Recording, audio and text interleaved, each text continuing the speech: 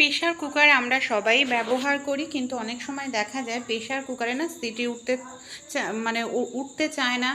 এমনকি সিটি উঠতে অনেক সময় লাগে, আর সিটির জায়গাটা একেবারে কালো নোংরা হয়ে যায়। টমেটো সস প্রত্যেকের বাড়িতেই থাকে।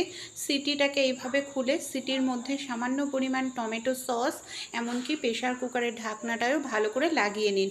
টমেটো সস দিয়ে এইভাবে একটু ঘষবেন, যত রকমের লালচে দাগ থাকুক না কেন খুব সহজেই দেখবেন সেই লালচে দাগটা উঠে পড়বে। তারপর যেটা আমাদের করতে হবে, সুচ। আমাদের প্রত্যেকের বাড়িতেই সুচ থাকে।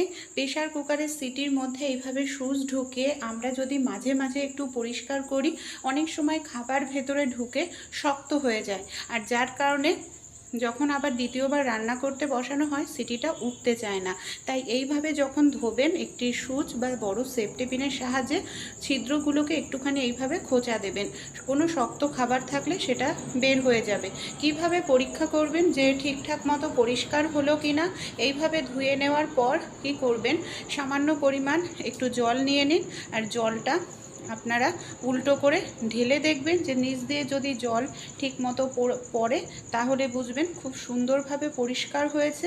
এমনকি এরপর প্রেশার কুকারটা যখন আবার আপনারা রান্নার জন্য ব্যবহার করবেন আর প্রবলেম হবে না, সিটিও উঠবে, এমনকি খাবার ভেতরে গলে যাওয়ার